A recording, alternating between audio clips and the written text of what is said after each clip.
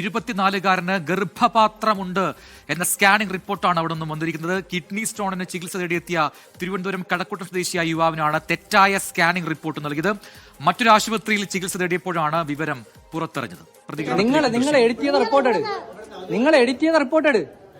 Report തരാത്ത കാര്യം എന്ത്?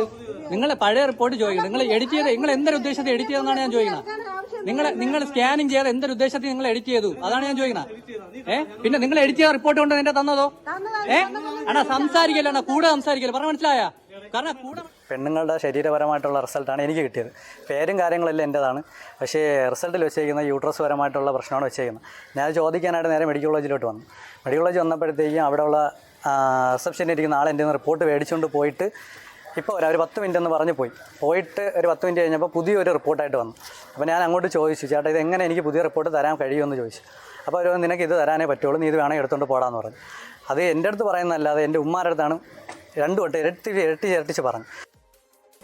ഇക്കാര്യത്തിൽ ആരോഗ്യവകുപ്പിന് ഏതെങ്കിലും തരത്തിൽ വെറുതെ പഴിക്കുന്നു എന്ന് പറയാൻ കഴിയില്ല. കാരണം കൃത്യമായ തെളിവുകൾ, കൃത്യമായ പകർപ്പുകൾ, കൃത്യമായിട്ടുള്ള വീഡിയോ ദൃശ്യം അടക്കമുള്ള കാര്യങ്ങൾ ഇതുമായി ബന്ധപ്പെട്ടിട്ടുണ്ട്. കഴക്കൂട്ടം സ്വദേശിയായിട്ടുള്ള ഷിഹാസ, അതായത് കഴിഞ്ഞ 2-ം മാസം ഫെബ്രുവരി 17-നാണ് വയറുവേദനയെ തുടർന്ന് തിരുവനന്തപുരം മെഡിക്കൽ കോളേജിൽ ചികിത്സ തേടിയും അവിടെ 2500 രൂപ അടച്ച് അവിടെ ഒരു CT സ്കാൻ എടുക്കുന്നത്. ആ CT സ്കാനിനെ തുടർന്ന് ഇയാൾക്ക് CT സ്കാൻ ലഭിച്ചു. പക്ഷേ അസുഖം വയറുവേദന കുറവുള്ളതുകൊണ്ട് അദ്ദേഹം പിന്നീട് ഡോക്ടറെ അടുത്ത് പോയില്ല. എന്നാൽ വീണ്ടും രോഗം മൂർച്ഛിച്ചപ്പോഴാണ് ഇന്ന് ഐരാണിമുട്ടത്തെ മറ്റൊരു ആശുപത്രിയിലേക്ക് ഇയാൾ ചികിത്സ തേടിയെത്തിയത്. അപ്പോഴാണ് മെഡിക്കൽ കോളേജിൽ നടത്തിയിട്ടുള്ള സ്കാനിങ്ങിന്റെ ആ റിസൾട്ട് അടക്കമുള്ള കാര്യങ്ങൾ കൊണ്ടുപോയത്. അതായത് 17/2/2026 ഷിഹാസ 23 വയസ്സെന്ന പേരിൽ രേഖപ്പെടുത്തിയിട്ടുള്ള മെഡിക്കൽ കോളേജ് നൽകിയിട്ടുള്ള അതിൽ പറയുന്നത്, അതിൽ ഏറ്റവും അവസാന ഭാഗത്ത് പറയുന്നത് uterus appears mildly bulky, mild fluid noted in endometrial cavity. അതായത് ഒരു സ്ത്രീയുടെ സ്കാനിംഗ് റിപ്പോർട്ടാണ് എന്നുള്ള കാര്യം ഉറപ്പാണ്. അത് യൂട്രസിനെ കുറിച്ചിട്ടാണ് അക്കാര്യത്തിൽ പറയുന്നത്.